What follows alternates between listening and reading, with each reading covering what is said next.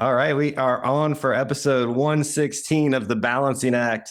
I got Adam Schell on here today, CEO or owner of BrainSupreme, to talk about what you do. But before we get to there, I do like to get everybody's origin story, Adam, just give people a richer understanding of where you're coming from and how you got into what you're doing now. Sure. So my name's Adam Schell. I own a microdosing supplement company called BrainSupreme, where we approach microdosing psilocybin as the ultimate form of supplementation and life optimization. And my journey in that, well, so originally I had some psychedelic experiences when I was a kid that was very impactful and profound, and I always remembered those. I was a real, I went to Northwestern on an athletic scholarship, a football scholarship, and I was a diverse kind of young man, but I was a jock, so I didn't, and I've never been good with partying. So I'd smoke a little cannabis sometimes, but I just didn't party that much. Alcohol's always been terrible for me. I just don't process it well. I get sick and everything. But I remember those experiences I had with psychedelics, like they were very profound. They were incredibly enjoyable, but they were like meaningful and spiritual and cosmological. So they were impactful. So basically, my life was like into my mid and late 40s was a bit of a Netflix series. So in broad strokes, not just for the sake of um, for the sake of good storytelling, failed novelist turned drug dealer. So I had written a book called Tomato Rhapsody for most of my late 20s and into my 30s. And everything lined up. Like everybody thought I was crazy. I was wasting these kind of years of my life. I'm writing, I'm teaching yoga, I'm doing some private chefing, I'm kind of odd jobbing. But then the manuscript ends up selling to a major publishing house in 4 days for over $1 million. It's a multi-book deal. Everything looks like it's going to hit, like it's going to work. And between the purchasing of the manuscript called Tomato Rhapsody, very different than what I do now, is comedic historical fiction about a forbidden romance that from the 15th century that brings the tomato to Italy. So it's the whole story of how the tomato made it to Italy, wrapped in this kind of Shakespearean romantic love story. Everybody spoke in rhyming verse. So I spent years working on the book because the characters had to say what they needed to say, but they needed to say it in rhyming couplets. So it was a lot of work. And it looked like it was going to be a big book. But between the purchasing the manuscript and the release of the novel, we had the 2008 2009 housing crisis. Amazon took over officially for publishing, so publishers were falling apart. And then Michael Jackson died the day my novel came out. So, so every interview, every review, everything just like went to shit, like overnight went to shit. And so the book didn't perform as well. And then they tried to sue me for the advance back. They canceled the second book. They canceled the audio book. Everything that was happening for movies at the time, that all fell apart. So I was like, what the fuck? Well, my life just went totally upside down. And I had young children, one young child at the time who seemed like a very gifted athlete in terms of soccer. And a soccer coach spotted him and said, you got to really train this kid the way he chases the ball. So I ended up making a soccer not for profit. We were living on the backside of the Malibu Mountains at that time, in this town there. And we were going to this very interesting school called the Muse School, which on paper was quite amazing. It was self-directed education. It was entirely vegan. This is before I kind of really understood nutrition and veganism and kind of the modern craziness of vegans. So I start this soccer not for profit, and there's all these incredible influential families that are part of the soccer not for profit, like major celebrities, major like Illuminati families I've come to kind of learn, although they were totally lovely when I met them in the capacity I did. And one of the dads on the club was like, hey, man, I like the way you operate. You got this great coach. You got this soccer not for profit. What are you doing? And I'm like, He says, come to this meeting with me. So he introduces me to the California cannabis industry.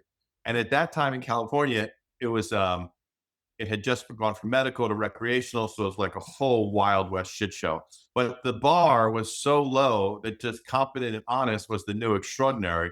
And literally within 3 years of just one introduction, I was running a very, very successful statewide distribution company up and down the state where I had a whole security team and sprinter vans. And I would basically go up with, 750 to 1.5 million in cash, and I'd buy cannabis and I'd bring the cannabis down. And I had a distribution network built up and we were doing incredibly well. And then I bought into farms and I literally lost everything within 2 years, years of work and millions of dollars. So I got out of my lane and The first year we had fires, so we lost everything to smoke damage because as dear people know, like, when you're when you're like 3 weeks before harvest, like it's like a pregnancy, man. Like it's like a Yeah. high alert pregnancy. Because once those sticky honeycomb trichomes pop out, anything can stick to those. And that's where the terpenes are, that's where the magic happens, that's where the THC is. And so when you get smoke, even if your farm doesn't burn, if there's fire in the environment and fire sticks to those trichomes, and your beautiful bag of OG now smells like smoke, or your wedding cake smells like smoke, you're fucked, man. You can't give it away. So the first year we lost projected around 50,000 pounds worth of cannabis to smoke damage. The market starts tanking. We double down, to grow ourselves out of the problem. The next year, I probably should have cut my losses, but I kept reinvesting, taking out loans. And then the next year, we have this inverted atmospheric river. The price is down to $500 a pound. It started at $1,500 a pound for good light depths and outdoor when I was in the game. We're down to $500 a pound.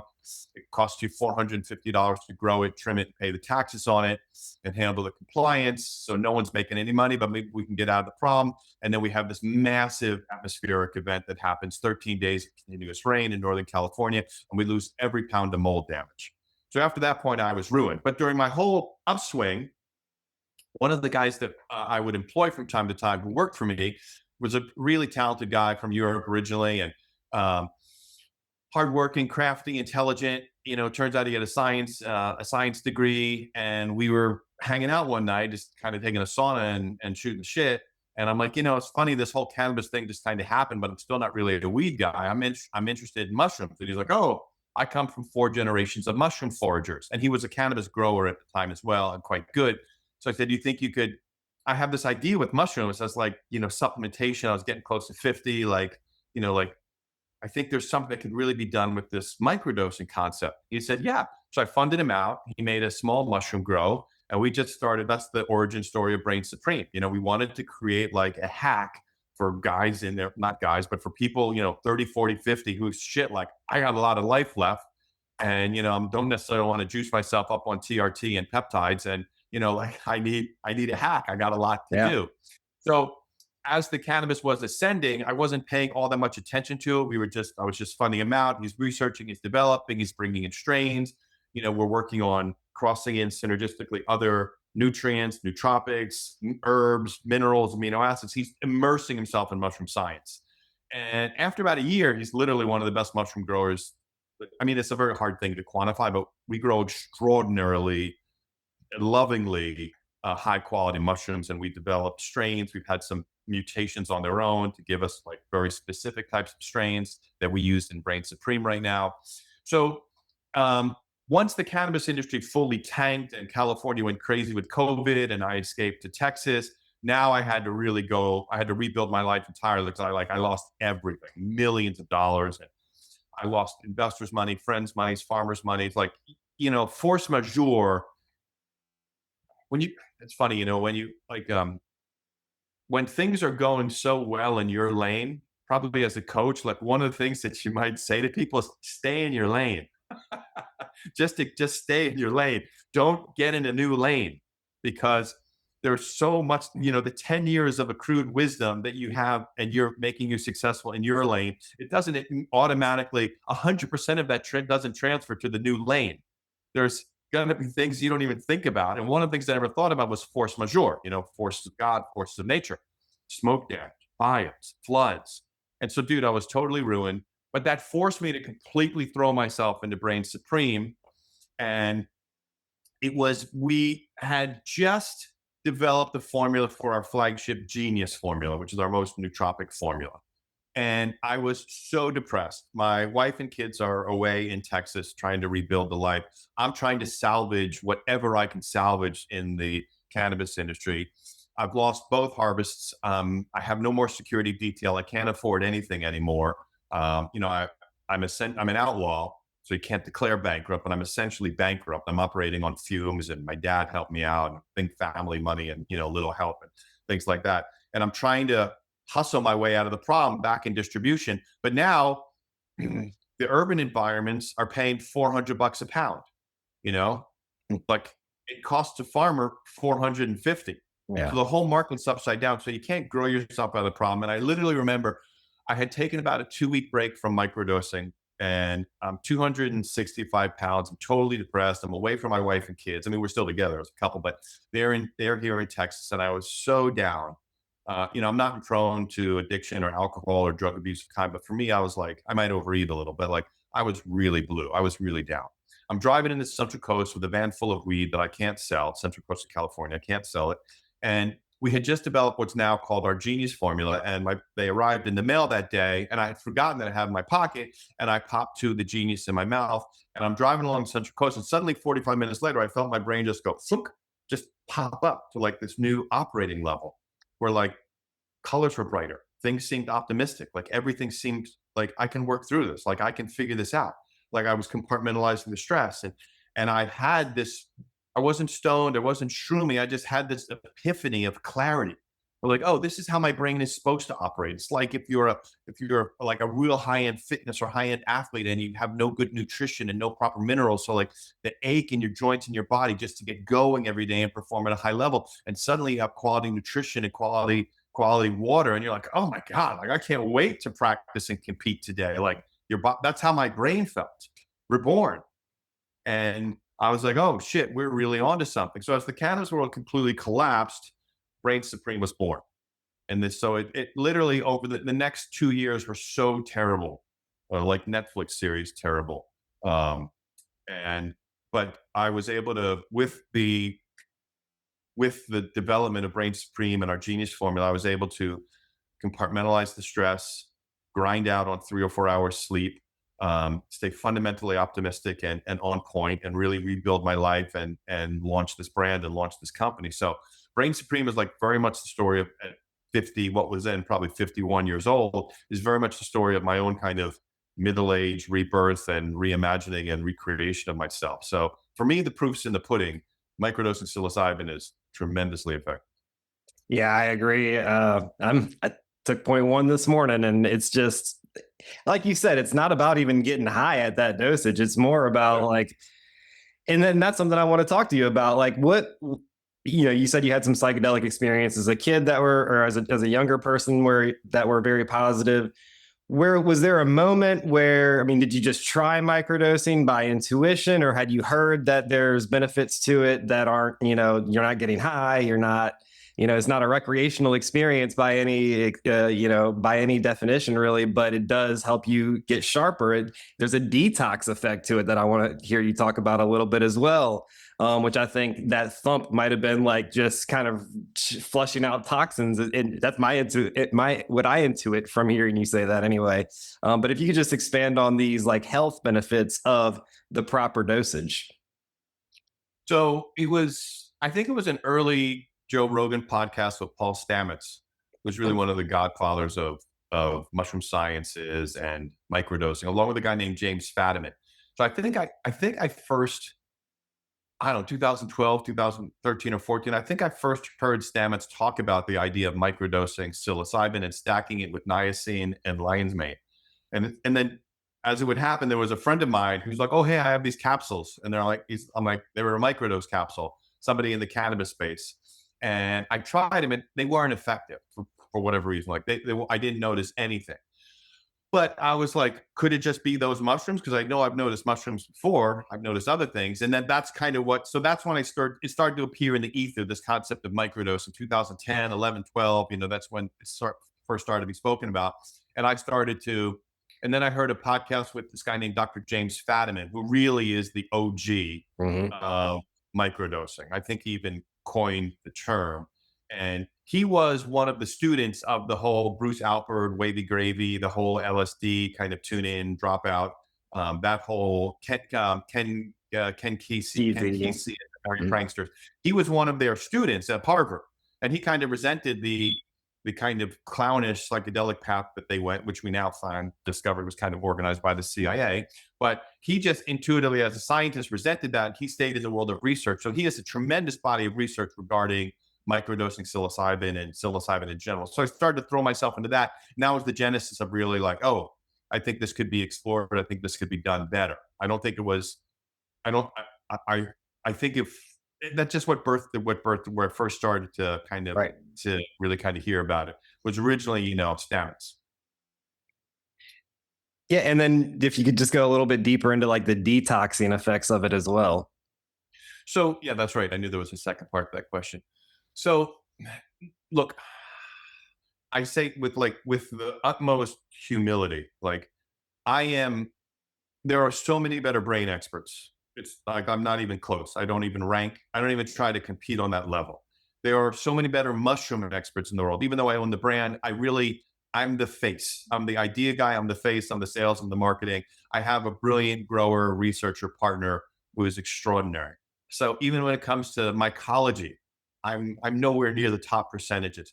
But the one thing that I might have more experience than anybody else in the field, even the OGs, because I've been in developing a brand for 8 years, is one-on-one conversations.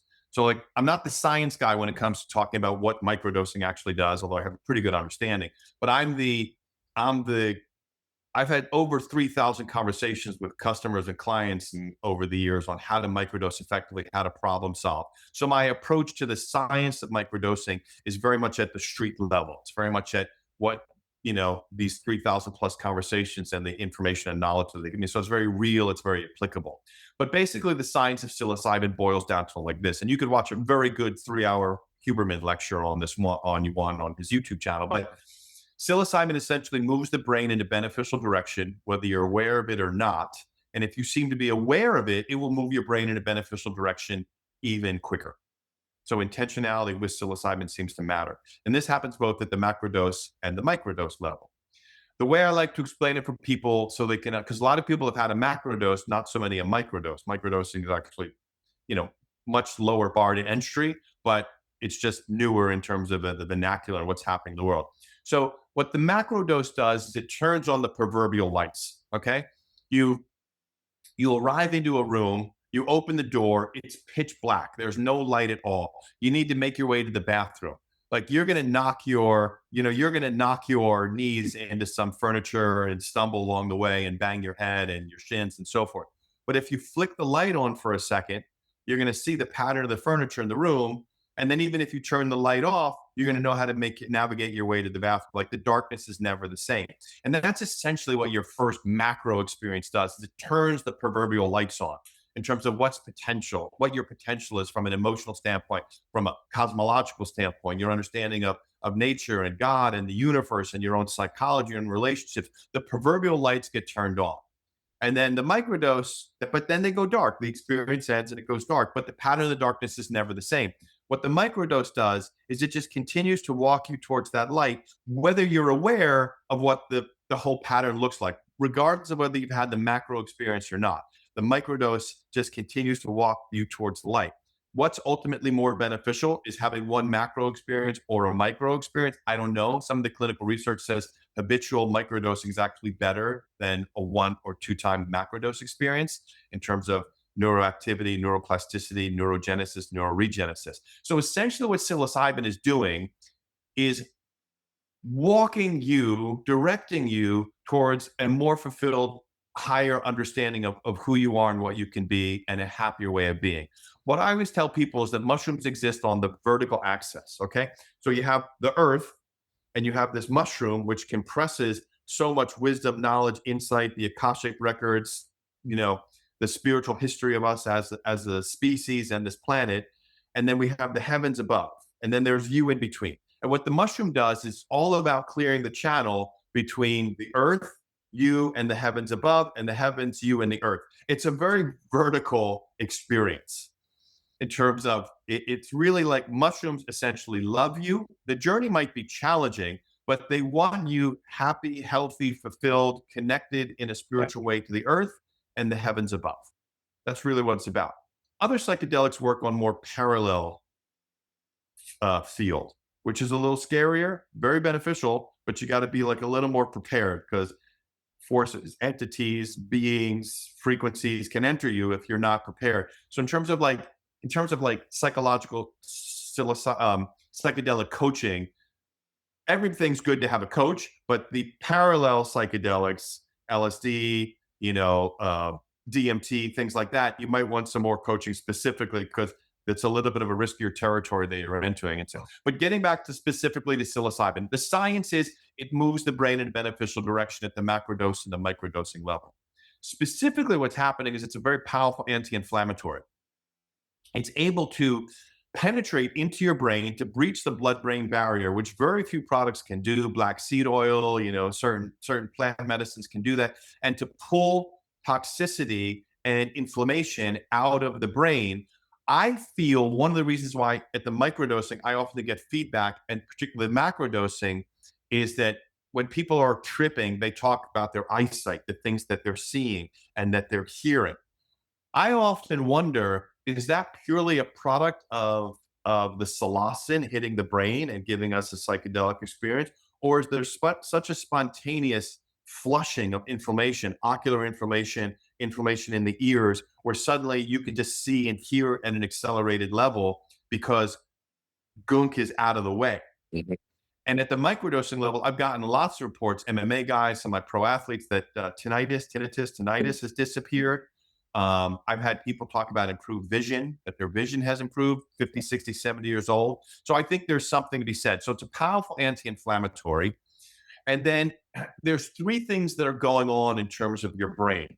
There's neurogenesis, which is the formation of new neuroplastic connections in your brain that are leading you towards fulfillment, benefit, happiness, and so forth. That's neurogenesis. Then there's neuroregenesis, where parts of your brain that have damaged or gone dormant for emotional reasons or trauma reasons, that the psilocybin experience at the macro and microdosing level can reinitiate those pathways, can reactivate those pathways. That's why certain people, for the first few days of microdosing, or people on their journeys, can get very, very sad because those pathways went dormant very often because of trauma. But there was a lot of like pre-traumatic experience happiness that those pathways conducted. So when those pathways vivify and re-energize, people often might get sad because they're cleansing these old experiences. They're gaining perspective, which is why there can be sobbing. There's very few side effects to microdosing. It's literally none. And they're almost all a neurological and biological indicator that something is amiss. Psilocybin at the microdosing level is a fantastic canary in a coal mine for your own health and well-being. I have never not had it be the case where anybody who reacts adversely to a microdose has something more significant neurologically and biologically going on. And I'm batting 1,000 correcting for it. And it almost always has to do with dehydration. You're dehydrated. You're not mineralized properly. So you need salts, electrolytes, magnesium in your diet, or you're clearing a past trauma. So the only side effects I've ever seen with microdosing is sleepiness for the first 3 days. Some people get sleepy, and then some people get sad for the first 3 or 4 days of microdosing, or the first week. Those are really great things because it's indicating an occasional headache, very rarely, but occasional headache. All those can be corrected by drink more good, clean water, get a fluoride filter, all that kind of stuff. Quality salts in your life, Baja Gold, Redmond salt, very good. Add some electrolytes and then get a good mineral supplement going. And within 3 days, the sleepiness clears and the headaches are gone immediately. And people end up thanking me. The sadness thing is interesting. I tell people to lean into that. You don't have to, you could journal if you want, you could meditate on it, but just lean into it. It's going to clear. Just trust me. There's something being processed. Just sob it out. If you feel the need to cry, cry. If it's making you sleepy, sleep. There's something. Crying is healthy. Yeah. So just lean into that and you're going to break through the other side. Yep. So going back to the original question, what's happening is that you've got the neurogenesis, the creation of new and beneficial pathways. You have neurogenesis, which is the older dormant damaged pathways are getting reignited, or they're figuring out a way to wire around them. Okay, to bring back them place of happy homeostasis. And the third thing, got to get a better word for this, is basically neurodegenesis, where older negative pathways are getting unwired. And this can also cause some of in the first few days, and it's very rare. Most people notice, I'll finish in a second, but older and negative pathways are getting unwound. And that can bring on some corollary emotions as well. Yeah. So that's basically what's going on in your body. Now, we also have things that are happening in the nervous system. So there's a gym here in Austin, Texas called Wired Neuromuscular Performance, Wired Fitness. Rich is the owner. He's a genius guy. He's totally Asperger's. He's nuts, but in the best of ways. He was a bodybuilder, completely abused his body through every steroid imaginable. And he would use huge weights. And he so fucked himself up that he had to throw himself into the world of natural medicines and natural training techniques. And he started training with the electronic stimulation, the stim. Yeah. Okay. But he had a vision where he made a new wave pattern. He's not a physicist by any stretch, but he had this vision that maybe the wave pattern could be altered.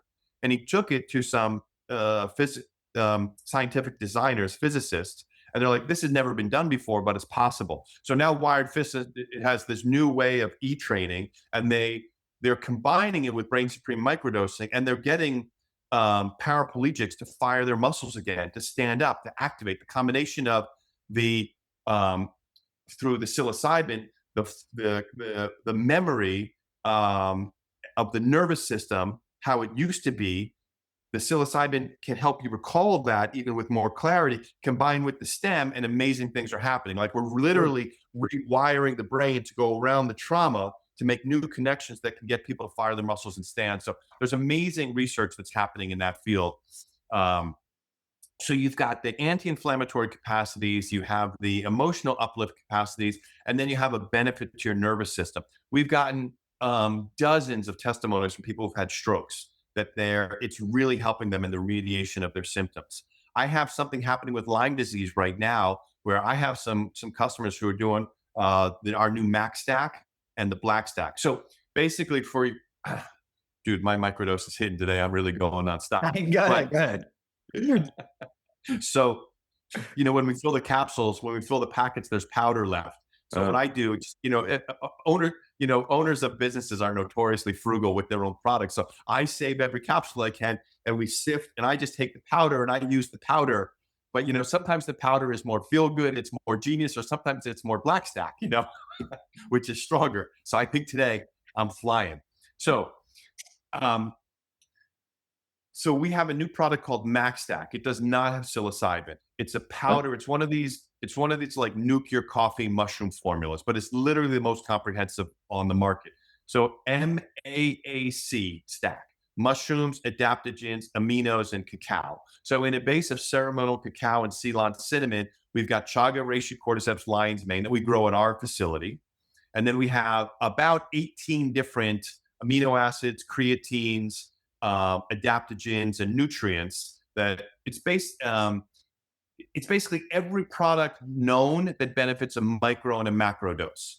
We left it unsweetened. It's quite delicious. It's cinnamon. We use Ceylon cinnamon, which is the highest quality cinnamon in the world. Ceremonial grade cacao. So you add a little raw milk or some cream, put in your coffee, or you make a Max Stack latte, a little bit of sweetener, maple syrup, raw honey, and it's like really delicious. It combines great, but it offers so much cellular support that, combined with one of our BrainSupreme products, I'm getting feedback on people reversing their Lyme disease conditions. Wow. So I have two customers who both have Lyme disease, and they're like, I'm taking the Max Stack and the Black Stack, and I am not feeling my Lyme disease symptoms. Like, it's a regression of Lyme disease. It's quite extraordinary.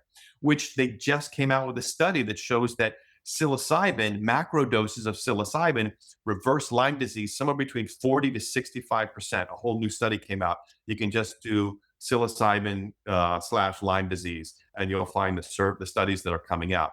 So, which is interesting, because I was there a couple months ago with this before the science, which is like part of the wisdom that I offer with like the branding, the brand, and the coaching and everything, because I have these conversations. So I'm like, oh yeah, I knew about that. I started hearing about that a year, as soon as we developed Max Stack back in November, I started getting feedback about blah, blah, blah. So there's good stuff going on in your brain. There's good stuff going on in your nervous system. There's the anti-inflammatory benefit, and basically, I also think that mushrooms are sentient. Yeah. And just in the sense that cannabis has you have this endocannabinoid system of receptors in your body.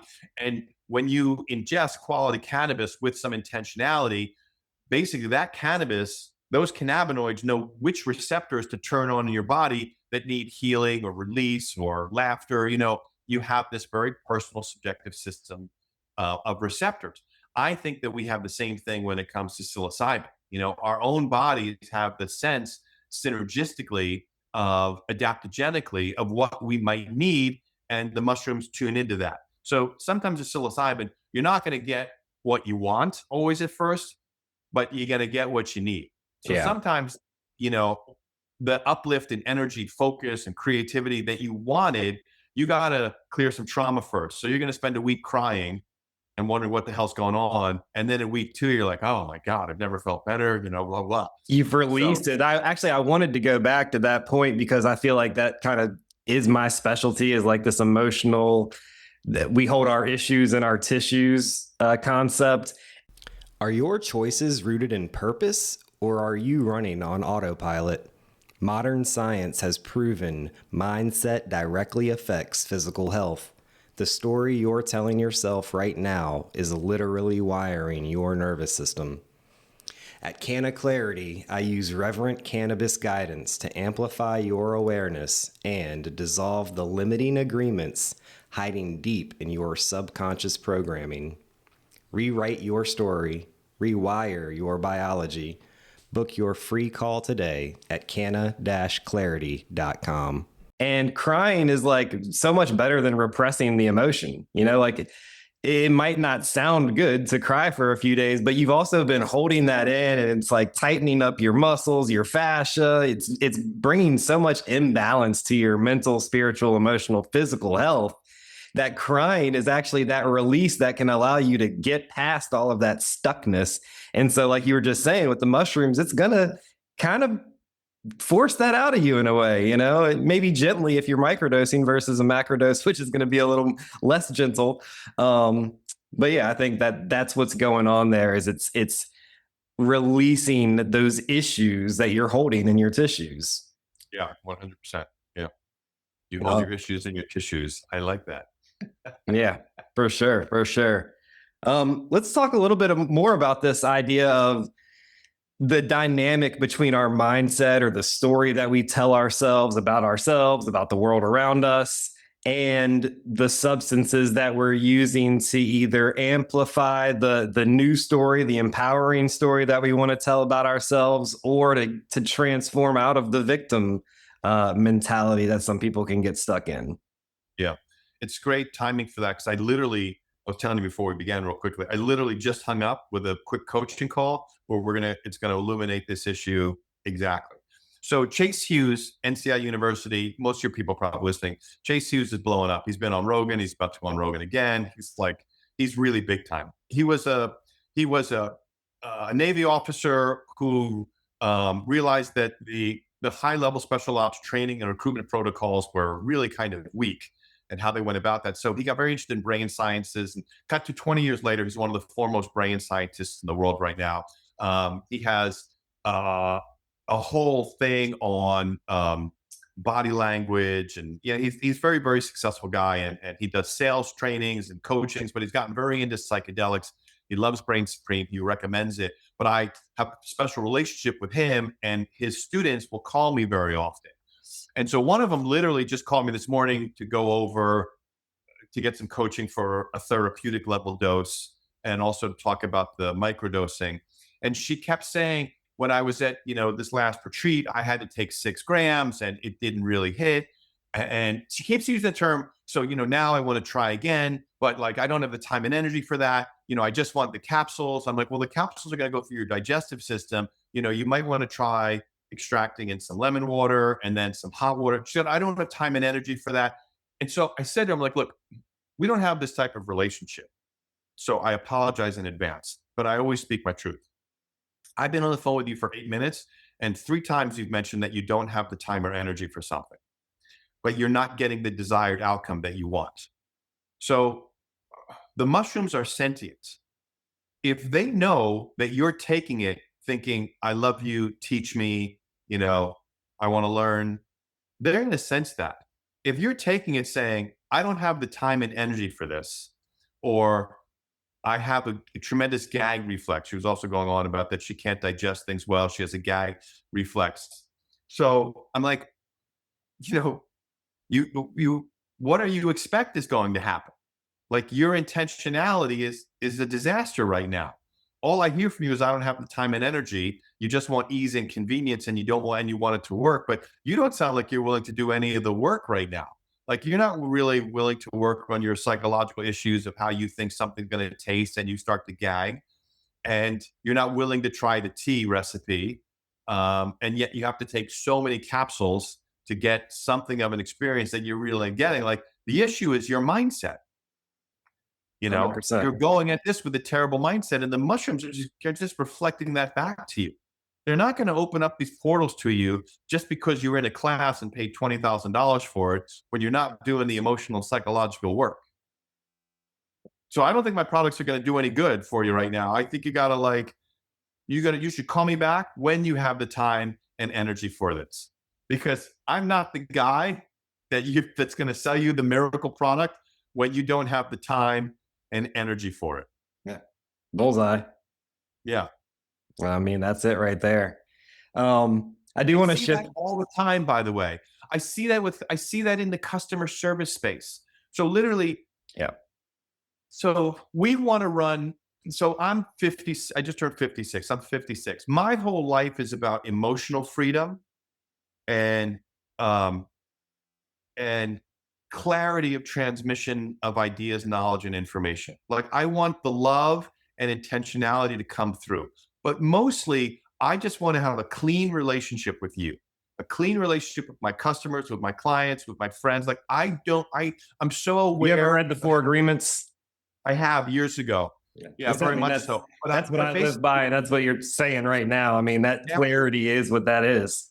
but after losing other people's money, Yeah. as the farm owner and in the investor, like I am so aware of how complicated relationships weigh you down, and then if you add money to them, because I still deal with that. So anything new that I'm entering into, I want great clarity.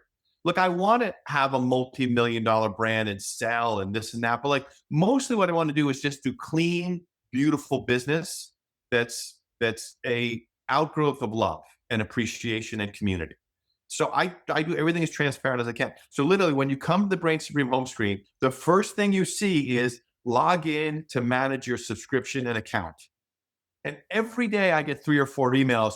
Your website sucks. I can't log into my subscription, my account, and you're charging me. I didn't go on order. I never went on subscription. And I'm like, okay, it's like jujitsu in a way. Like, I so see their mindset. I'm like, oh my god, I don't want to put you on the couch, but like this is your whole life.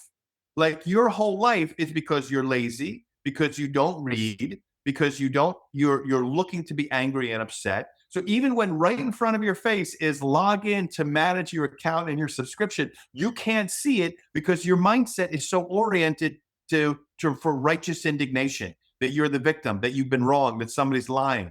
So I don't say that. I've actually Taking said everything personally. yeah, right. I've said it maybe on 1 or 2 occasions, but I don't want the complicated relationship. So I'm like, I'm so sorry. I wish you could hear me speaking this out because I don't mean to be this insulting, but we literally try to make this so obvious and transparent. I have a screenshot of it below. It's the very first thing on our home screen. Log in to manage your account and your subscription. It's like, and then most of them just ignore me. Some right back, they're like, oh my God, I'm so sorry. It was right there. So I see this mindset's everything, man. It's everything. You can take a microdose, you can take a supplement. Like, look, there's microdosing is amazing, for some people more so than others. But like if you got quality sleep, exercise, exposure to natural light, loving relationships, good food and water, supplementation, and mindset. If there's 7 categories to wellness, you know what I'm saying? Like mindset's by far the most important because mindset's going to help you compensate for bad sleep and bad nutrition, just giving some frequency and some love to your food or something. Like mindset's the most important. Yep. Then I'd go with sleep, natural light, community, all these things. I put supplementation and microdosing down second to the bottom or last, if not, blah, blah, blah. So it's everything. Yeah. It's everything. Now, what microdosing does, interestingly, is it orients you towards your most beneficent mindset. Like literally, my belief system after all these years is that mushrooms want you to be healthy, happy, and fully realized in this life. Mm. That's been my experience as well. Yeah.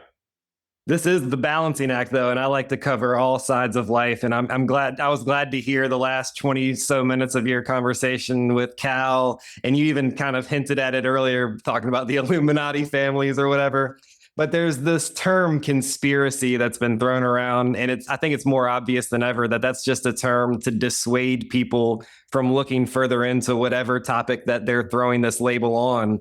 Um, I just want to hear your worldview. You know, for me, I kind of found out about 9/11 and the religious conspiracies and central banking, the Federal Reserve. And obviously it goes so much deeper than that. But I got introduced to that summer of 2007. And so in some ways, when COVID hit, it was almost like, oh, good, people are finally catching up, you know? But I just want to hear your, I guess, journey into realizing that, you know, we do have to create our own story in a lot of ways. And we're doing it against a backdrop of being pushed into this world of dishonesty and taking things personally and making assumptions and not being clear. And it's just the darkness, as you alluded to earlier. I just want to hear you expand on all of that, because hearing you talk with Cal, a couple years ago for you, but for me, just a little earlier today, it was just like, oh yeah, this guy, he's tapped in. You know, you still have you have a positive outlook, but you're still willing to discuss these things and light up the darkness, which you know, for me, it's that quote is it, light up the darkness. But you can't light up the darkness if you're just love and light all the time. You have to be willing to engage the darkness. You don't have to go dark yourself. You can be the light that's going into the darkness and lighting it up. So anyways, I rambled a little bit there, but I want to hear you expand on that. So, I mean, look, I have no idea what the fuck's going on in the world. Like, I literally have, I have none. You know, I was talking to my 17-year-old kids' friends about this, and I was like, because you know they all TikTok, Instagram, like they Epstein's list, like you know when the big dump from Epstein's list happened, like a couple months ago, the kids were sitting around. We have a sauna and a cold plunge here at the house, so there's a lot of kids because athletic kids. So the sauna, cold plunge, so there's a lot of kids, and I cook very well for them here as well too. So my son's friends are often here. So the 17-year-olds are sitting around and we were, you know, they're asking me like, you know, what do we do? Like, what's going on? I'm like, you know, boy, it's just so interesting. So like when I was your age, the lake was frozen, solid and thick. Now that lake was a complete illusion built upon a body of lies, but it was so stable because the lies hadn't started fracturing yet. So it appeared solid. Now we knew that our government might be scummy and something seemed wrong about Vietnam and stuff like that. But when I was your age, like we didn't have any of this stuff to consider. You kids right now are walking over an ice sheet that has completely cracked, and every step you take is a 3-foot cube of unstable ice. So every step you take is destabilized. I can't imagine what it's like to be a young person right now. Mm-hmm. Where the proverbial they that's always existed, that guys like you have believed since 2007 are questioned. And I first realized in 1998 when I saw somebody come screaming out of an art gallery on Melrose Boulevard in Los Angeles with binoculars shouting at the sky about chemtrail. And he broke it down for me. And he was a very elegant, you know, well-heeled gallery owner. I'm like, that doesn't make sense. And then I started noticing it over and over. And then there was 9/11, and that made no sense because I used to live in New York City. I was very close to it, blah, blah, blah. So I've been a crazy really since 1998. So 1998, yeah. So I said to the kids, though, you know, they're like, well, what do we do? I'm like, well, you know, if there really is a they, if there is a proverbial they, what are all the things that the they want you to do? In what direction are they moving you? They're like, what do you mean? I'm like, well, do they want you watching pornography, or do they want you in monogamous relationships where your sexual curiosity and sexuality can develop naturally and express itself? He's like, no, they kind of want pornography. I'm like, right. Do they want you connected and addicted to your phones, Or do they want you with the phones down, engaged in real conversation and real friendship with your mates? He's like, no, they want us on the phones all the time. I'm like, yeah, correct. Do they want you thinking about the water you drink, the air you breathe, and the foods you eat? Or do they want you disempowered and unconscious so that you're not looking at the sky, noticing chemtrails, you're fine drinking water that's fluoridated and eating fast food that's loaded with glyphosate and linoleic oils that ruin, corrupt your mind, your body, your endocrine system, change your sexual orientation? Like, what do they want? They're like, well, no, they want us eating those foods and not paying attention. And I'm like, yeah. Do they want you with a real financial independence where you understand the way that money works and financial systems work? Do you understand? Were you ever taught the Constitution in your all your years of history? Were you ever taught about true economics and the way finances work and the way investing works? Like, where do they want you in terms of financially?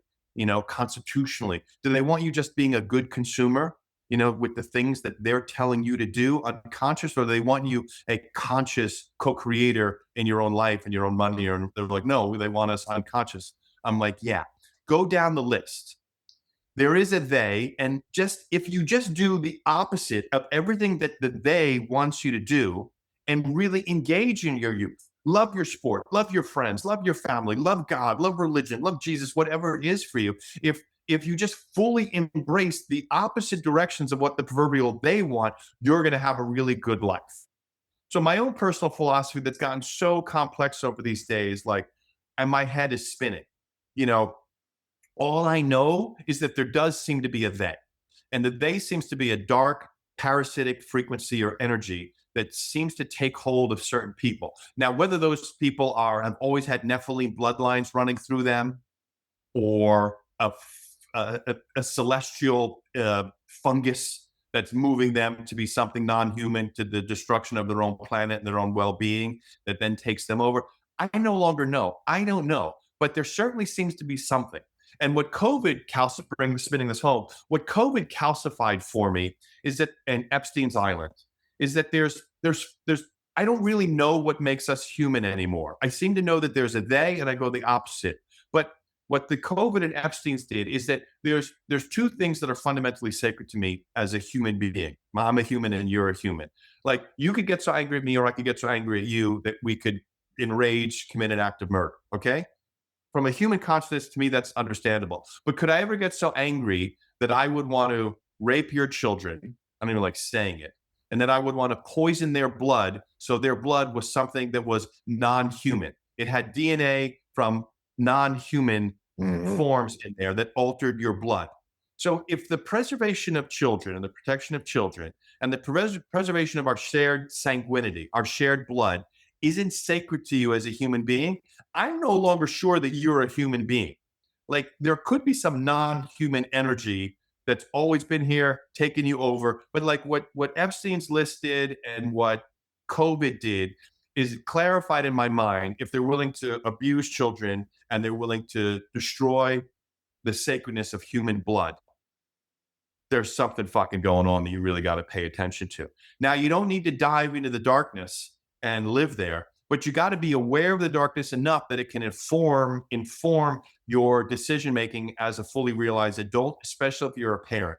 I tell my friends, I tell my kids, I tell their friends, I'll talk to their parents about it. I share it in my men's group all the time. I talk about it on the podcast. The number one responsibility of a parent in this day and age is biological preservation of your children. They want your kids' biology, whether it's through pharmaceutical drugs, whether it's through vaccines, whether it's through blue light on the cell phones, that alters biology, and the foods we eat, and the air and the water that we breathe and drink. Like, they are after your kids' biology. They want it corrupted. So, look, you know who David Goggins is, right? Yeah. Yeah, everybody knows who David Goggins is. David Goggins, at 24 years old, was 300 pounds and killing cockroaches. And now he's the fittest, most inspiring human being in the world, who managed to, go to become a celebrated Navy SEAL. And that takes a very amount of academic rigor. You can retrain your body and your mind to do a lot of things later in life.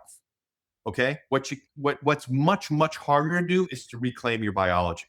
So as parents, if you think you're faltering on the academic front, or you think you're faltering, on these different fronts, like they can learn all that later, preserve their biology. If you have a limited amount of time as a parent, if you got to cook your own food and fold your own laundry, so there's only so much time left in the day, care about the food, you know, care about the food, care about your kid's biology intensely. And that for me was the real lesson of COVID and Epstein's Island. That as parents, like, that's our job. Yeah, no, definitely resonated with almost everything you were saying there. The monogamy thing, I think that there is a way to be ethical without monogamy, but I've learned that You're through. fooling yourself. I'm You're fooling fooling myself. yourself. Look, I'm 56 years old. I'm happily married. I've never cheated. I've never fucked around. I want you after that. Now, you might talk about Paul Check, okay? But Well, he's one, but also Sex at Dawn. Paul talk. Look, I don't know Paul Check. I think he's amazing. I love his work and his teachings. But like, unless you were able to really sit down and have a heart to heart with his first partner, okay, I'm not buying any of it. I'm not buying any of it. I also think it's antecedent to what your life lesson is. Look, dude, as human beings, for me, this is my truth. How deeply can I commit? How deeply can I commit to the ones that I love, to be faithful and loyal and oriented? How much can I refresh my mind that even as we age, we're still sexy and wonderful towards another? How much personal responsibility can I take in the way that I look and I think and I train my eyes so that I love the things that I see? You're fucking fooling yourself if you think you're going to go be a polygamist. It's a 1 in a million chance. And if I said to you, I want you to bet I want you to bet your entire emotional well-being, the well-being of your potential children, and your relationship with friends and family in the world around you on this 1 in a million chance that you're going to be the one polygamist that's going to be happy and going to pull it all off and not fuck up your kids and fuck up the world around you and all your other relationships. Would you take that 1 in a million bet? Because it's just about pussy. It's just be honest with yourself. I think when you started talking about the heart to heart, I thought you were going to go in a different direction because I do think it's all about honesty. I think you just have to lay it. I mean, if you're cheating, if you're being deceptive, that's when I agree with you. And the polygamy does test those temptations even more than a monogamous relationship, which might seem counterintuitive. So I understand where you're coming from, and I think it is a delicate balance. And I'm not sure I'm even willing to practice it because I think that there is benefits that come with choosing monogamy too. I do think that your monogamous relationship can be even richer and deeper if you recognize that it's not completely natural and that we are animals that are still going to feel sexual attraction toward others, even if we have decided to commit to one person on an emotional, spiritual level. Well, so I mean, so now you're mixing metaphors. So first, a couple things. As a 56-year-old guy who's got some more years, like at your age, I can maybe understand where you're coming at it. But like, sit down with a group of 56-year-olds and who a couple of them have tried the polygamy thing, even honestly and openly, and it was a fucking disaster for all of them. It was the worst thing they've ever done. I'm not going to name names, but there's podcasts, there's friends I've had, like, and they all took inspiration from one guy, and it all ended up being a disaster for all of them. And I know people who are very close with that one guy, who spend a lot of time with that one guy, and they're like, the dynamic is very different when you're in intimate proximity with that one guy and that one guy's lesser used wife or lesser valued wife.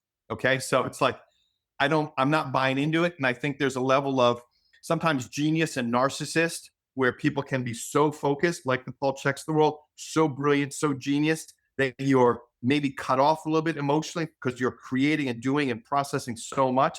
I don't know the guy. I'm not going to go into slander at all. Yeah. I love his podcast and his work and so forth. But like, I'm just saying from a life experience thing, as friends, as somebody who's talked to a multitude of friends who have tried it, it's never worked.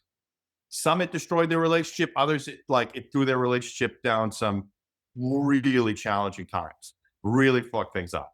So for me, I'm not a believer of it, but I do want to point out a contradiction in what you just said. So we're mostly talking about God consciousness here. Okay. But suddenly when it's convenient, you talk about evolution. They were animals. So the first part of our conversation is we're designed we're unique emanations of God consciousness here. And then we're animals with animal desires that we should be polygamous like monkeys and fuck lots of other monkeys. So I don't, I'm just saying there's No, like, no, I would actually argue the opposite though, because humans, chimps, bonobos, and dolphins are the only animals that have sex for pleasure. So saying that we're like animals, you're right. I was actually wrong in saying it like that, because But how do we know that? How do we know that? How do we know they're the only animals? I mean, when I had Ryan Sprague on my podcast, we had this. It was shortly after Dr. Aman, the brain specialist, was on Tucker Carlson, and basically for Dr. Aman, like smoking pot as a teenager is the absolute worst thing in the world. It's worse than a vaccine. It's worse than food, than air, than water, than social media. It's the absolute worst thing. So I was talking with Ryan about that, and so first off, you have the observer effect that protons behave differently whether they're observed or whether they're not observed. Yeah, so double slit protons experiment. are observed, they shoot in a straight line. When they're not observed, they have a wave pattern. So a whole scientific experiment right there is just blown up in and of itself. But then when I spoke to Ryan about the type of cannabis they're testing, that it comes from the University of Mississippi, it's 3 years old, it's grown in glyphosate, it's grown with Eagle 20, it's grown with no awareness or consciousness, and then it has 3 different types of mold by the time they test on it. So like the testing that they do on it is so completely flawed. I lost my train of thought. Why did I bring this up? The Amon thing? Well, we were talking about the only animals that have sex for pleasure. Oh yeah. So in terms of like, how do they know that? Because like, for instance, I have a puppy right now. I have 2 dogs right now. I have an older mutt that's 13 years old that we got from like a gourmet shelter, and it was before I was aware, but they make you snip the dog's balls off. And then I have a giant schnauzer puppy that's about 8 months old, and she's getting close to heat. Okay. And my old fat, mutt is so coming back to life and has so much more pleasure and joy because he's just starting to walk, even though he doesn't have testicles anymore, hasn't produced testosterone, supposedly, I guess other organs can produce tiny amounts, but like he's coming back to life. He's starting to experience a level of joy and playfulness he hasn't had before. How do we know? How do we know other animals don't experience pleasure with this? They might just do this seasonally. They might need the pheromones. Right. That's what I was about to say. I think that there is something to that doesn't mean that's not pleasure. The ovulation. Even if they just do it twice a year, doesn't mean that that they're not experiencing pleasure with that. I don't think we have any idea. I think all animals can experience pleasure. My dog's very happy when I come home and I pet them. They experience pleasure, I'm not buying that.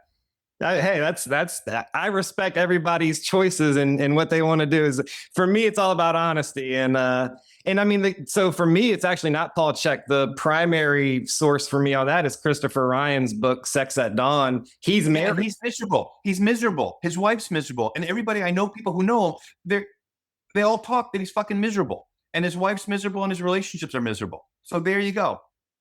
Okay, well, hey, I don't want to stand. I'm going to speak out of turn. I'm just telling you what I've heard. I know people who've interviewed him. I know people who know him. Okay. No one ever says that guy's really pulled it off. The only body who says that guy's pulled it off is maybe some people who know Paul Chek to a certain level. I literally have never found anyone who's pulled it off. So like, I don't know, do a deep dive in it. But it's like, to me, dude, like after 56 years and like I've been with my wife, I met my wife in 2002, been loyal and faithful kind of ever since. But like, women are so fucking smart. They're so fucking intuitive.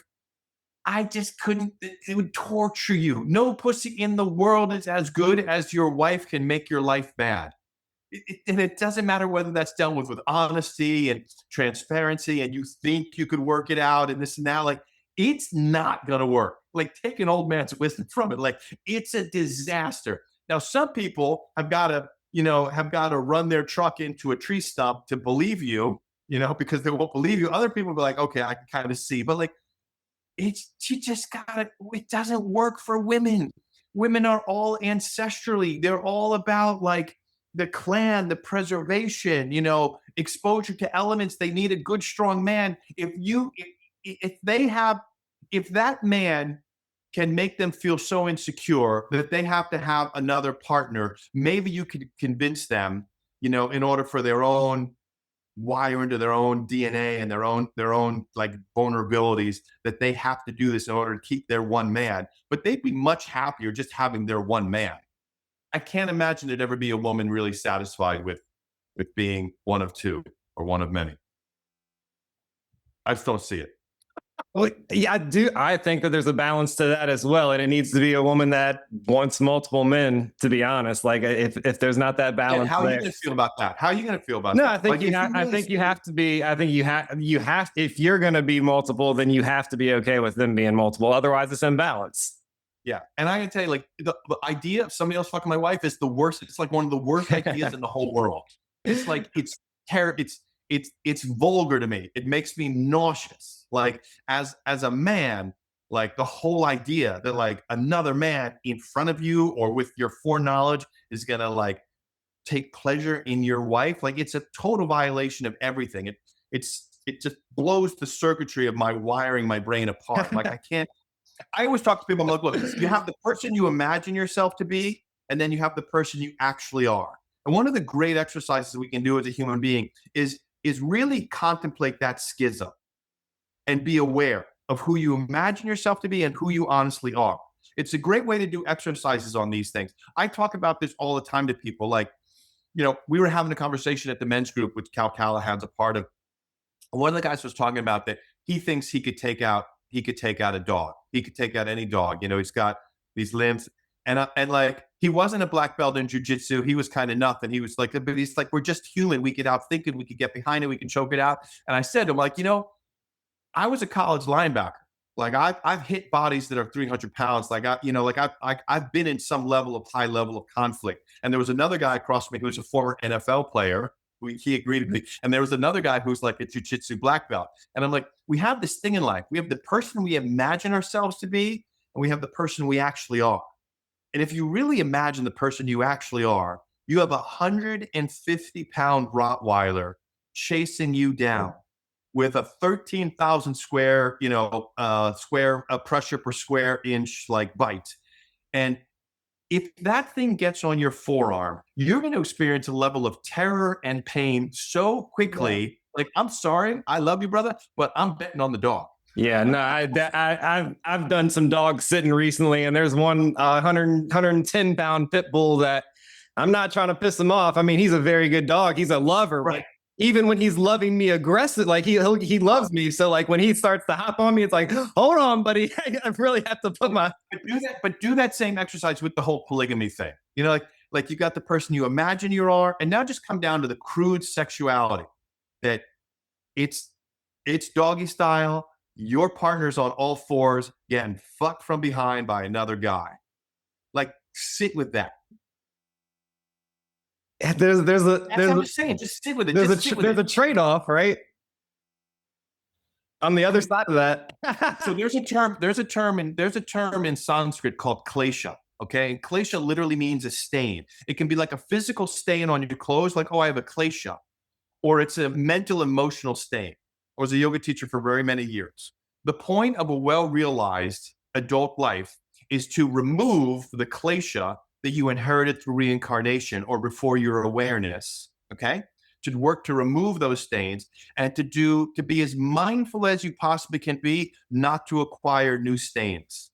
And I'm telling you, dude, if you think you can tolerate your partner getting fucked from behind by another guy, that's going to be a fucking stain that you're going to work so hard to get out of your brain that it's just not worth it to me. Like, that's my feeling.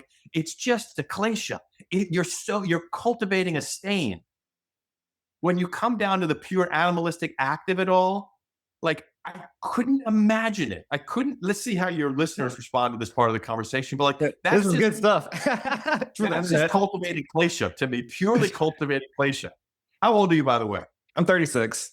Okay, so I'm 20 years older than you in some months because I just turned 56. So like, I don't know. I'm back to being 20 years. I don't know. I'm still. I feel like there is a place for it.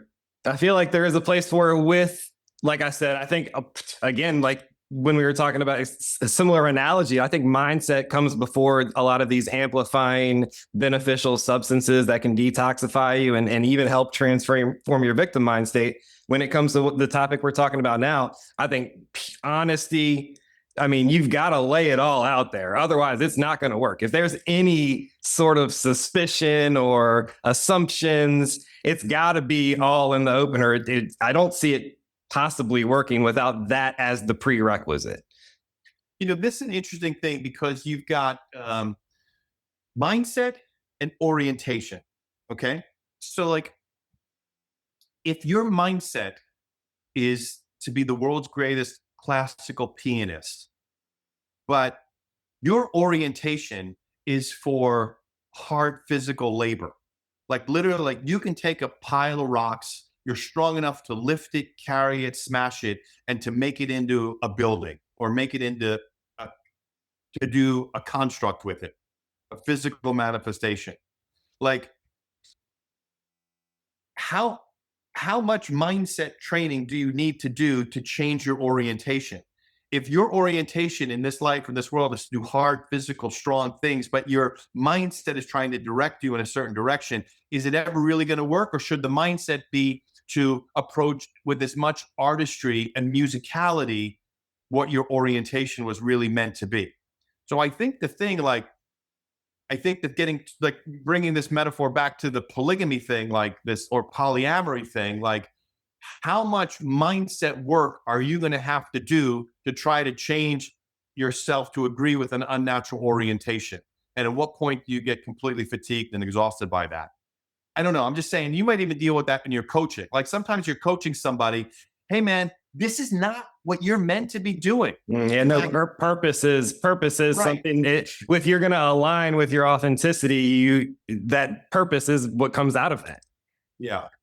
Yeah. I see. I mean, I see where you're going with that for sure. But I can also see that, I mean, monogamy might be the unnatural institution. Not saying that, so some people can say, so think about it like this analogy. You can go vegetarian or you can stop eating pork because you recognize that pork is the most parasitic meat that there is, but bacon's still going to smell good. Right. But no one's saying that. No one's saying that the idea of it doesn't smell good. Right. It's like, let's go into the real, let's cross the schism from, because you just agreed with my metaphor. Like there's the person that you imagine yourself to be and the person you actually are. So the person you imagine yourself to be, God, bacon smells wonderful, or new pussy smells wonderful. You know what I'm saying? To be crude about it. But like, right. I'm like, dude, eating it, and how you feel afterwards is a complete, that's crossing the schism. Now you really got to sit with it. Like, okay, if I eat the bacon, how am I going to feel afterwards? Am I going to be messed up in my head? Oh, I ate bacon. I broke my word. I broke my convictions. I know that it has. No, that's where, because the breaking the word and breaking the convictions that's where you're crossing the threshold for me.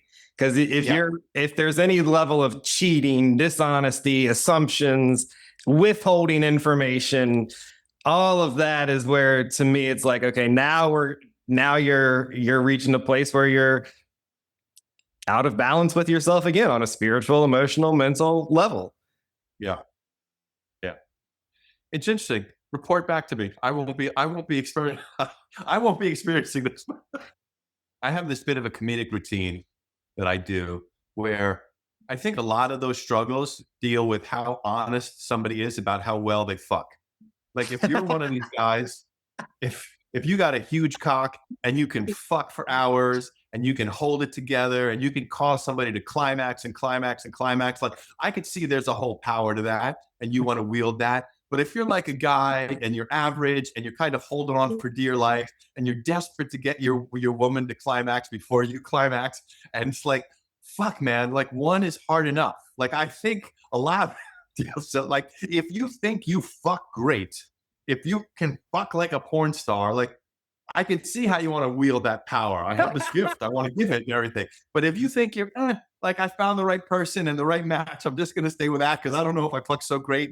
I think a lot of it's like how well well, I think that there can be just an ego component. One, you don't give a shit. But I think if you're a fairly elevated guy, I think a lot of it comes down to like how well you naturally can fuck. Do you have a cock that can hold Sexual on forever, confidence. or you gotta like, you know, you gotta pray to make it Cockiness, literally. Hell yeah. Well, look, man, this was an awesome episode. For your audience right now is the discount. Yeah. So Right, they right, need to right. know the discount code, which we'll put in the show notes and everything. They'll Perfect. get a 15% discount on BrainSupreme.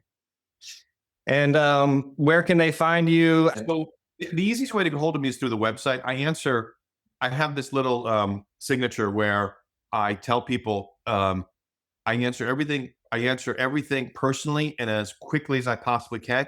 But in order to do that, I have to do it voice to text. And sometimes it happens when I'm driving and I don't proofread. So it's extraordinary customer service. Just have a sense of humor with some malapropisms and, and some abusive language and, and so forth. So the best way to get in touch with me is to just through the website at brainsupreme.co. And then we're on Instagram and Facebook and TikTok, all that kind of stuff as well. Awesome. Appreciate your time this morning, Adam. And hopefully I'll be sending some people your way. Yeah, great. Thanks, brother. It was a great conversation. It went in a definite different direction, but it was a lot of fun. Because you said beforehand, I don't want you to have the same podcast that you had other times. And we totally never had this podcast before. That's perfect, man. That's perfect. That's awesome. I really do appreciate your insights, man. And it is a balancing act. So even when I don't fully agree with someone, if you're on the frequency that you're at, yeah, I still value that perspective. Sure. All right, Gary. Thank you so much. Yes, sir. Have a good one. All right, thank you. Ever seen how to make time been? So real extreme I've arrived in. Yeah, be here to stay that I reside in. Now it's time to change up my environment. I done seen all type shit. No lights in the crib, no enlightenment. So embrace the herb, let the vibe hit. Till I ain't no words on my end. Swear ain't no words on my end. So aiming for early retirement. Yeah. I just be zoning, might be roaming like a motherfucker southboard. Yeah, dally and like any other, got me seeing sounds, hearing colors, seeing sounds, hearing colors. I be on some other shit. Salvador Dali, yeah. Get hip to the artistry. I get lost in the absurdity part of me. Open my chest, see the light in the dark of me. Bled out my heart, now you left with a part of me. So bare, so prolific. Listen, I don't care if folk don't get it. High scope dreams looking so vivid. Young masterpiece, I don't know limits. Emphasis and some memories. Mixing realism with some sinister energies and a hint of divinity. I fuck around, put a dent in the industry. Life for money, a vida dollars. Catalonia, I hear the sea calling. For the sand mountain, see the beach falling. Hear the fear holler, know I speak up. I swear to where and how, look at his beatboxing. With a crowd yelling, no, he's awesome. Yo, he awesome, still the fear holler, know I speak up. And got me cheaping on fine mahogany, eh. Lean on the crutch and a wobbly, eh. I cannot blame him for wanting to follow me. Oceans roar when I'm jotting things. I just be zoning, mind be roaming like a motherfucker southboard, yeah. Dally and like any other, got me seeing sounds, hearing colors, seeing sounds, hearing colors. I be on some other shit. Salvador Dali, yeah.